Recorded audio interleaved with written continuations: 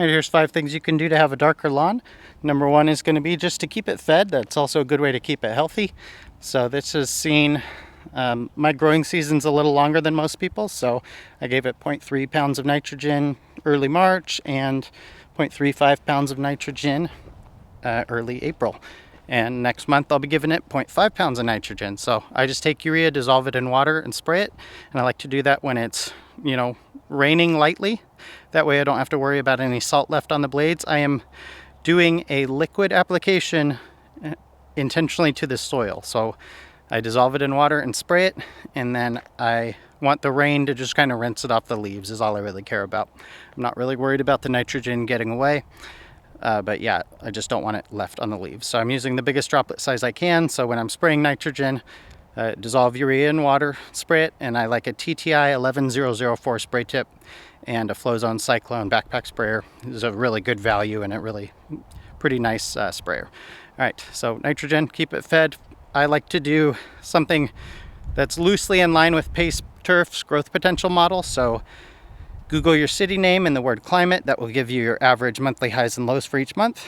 And you can plug those in to Pace Turf's climate appraisal form. It's basically an Excel sheet. You plug your temperatures in. It gives you loosely what, how much nitrogen a cool season lawn can use and warm season lawn and all that.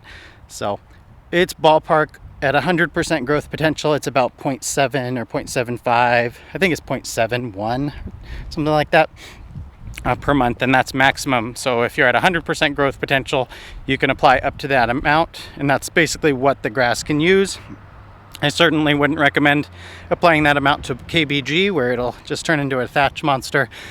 So that is going to bring me to my next point, is grass family selection. So this is perennial rye. That's going to be the darkest grass family you can get, and after that it's going to be KBG, and then tall fescue and fine fescue. And I'm only going to cover the cool season grasses because those are the main ones I know. Grass family selection is just second on my list. That's how important it is. All right, third on the list, height of cut. So the higher you can cut, the darker it's going to look.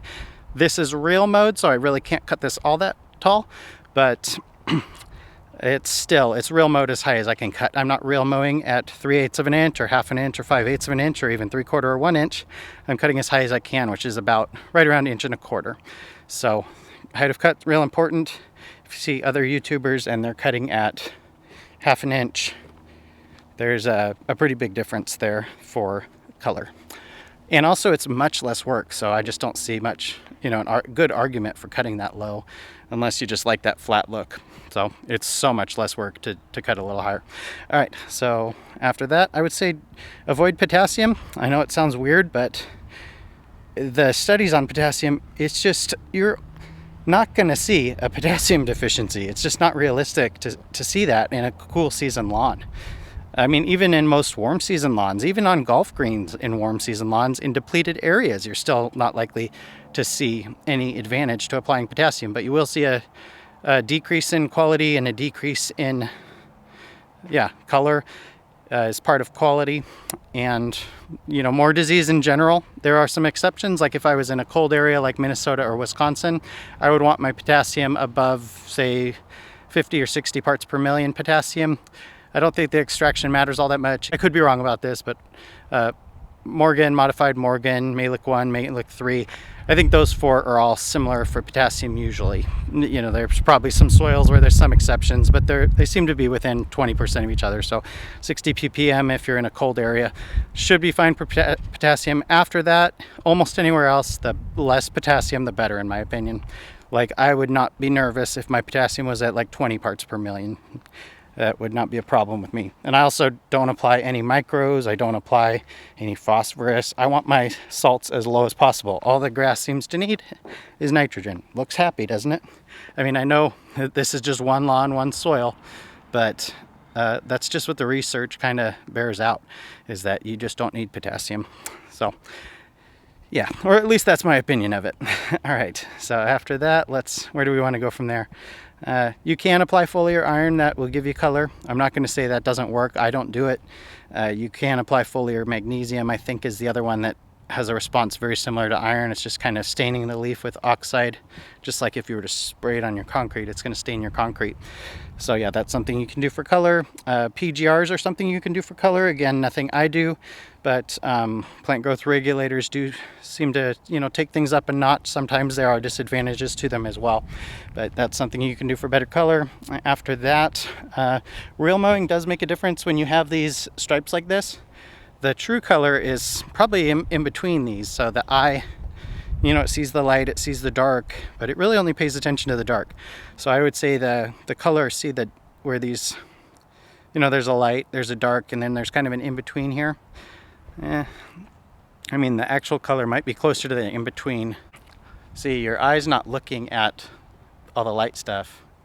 It's seeing the darkest color and kind of saying, oh, that's the color of the lawn, but it's not necessarily. So a real mower is nice. And what else? There's got to be other things. I don't know, that's all I can think of offhand. But yeah, height of cut grass family. Oh, this is really minor. So minor, it barely even made my list. Cultivar selection influences quality for sure, but color with perennial rye. I don't think cultivar selection matters all that much. Technically, this is like way up there. This is top 5% for color in fertilized locations on NTEP. But it doesn't seem that there's much advantage at all to cultivar selection with color. Like, there's low confidence that even like some of the darkest cultivars are any darker than the lightest cultivars. Like bottom 25% is about where the threshold of some confidence happens.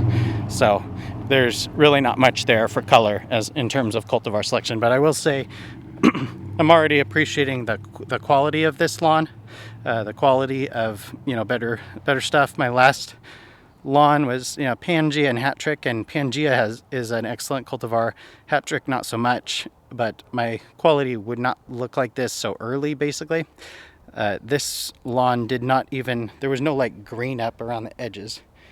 Like, it was just never did that. It just stayed green all winter. So for some reason, it just did not kind of fully check out. Like where my last lawn, it would be kind of sick looking, then I could watch the edge kind of get healthy, and then the health would kind of work its way in. But this just looked healthy the whole time. The color was definitely, it dipped, and it's really not, I don't think it's fully there quite yet. Like, we just have hardly had any sun, but the sun is out now, and I was like, I'm gonna go point the camera at the lawn because it's just, it could be raining another week in a row. So just raining all the time, not a lot of sun, but yep, it's out now. Anyway, there's some things you can do to get better color. Is mostly just the grass family selection. Make sure it's fed, cut it higher. You can put foliar iron on it if you want. I would avoid micros and potassium.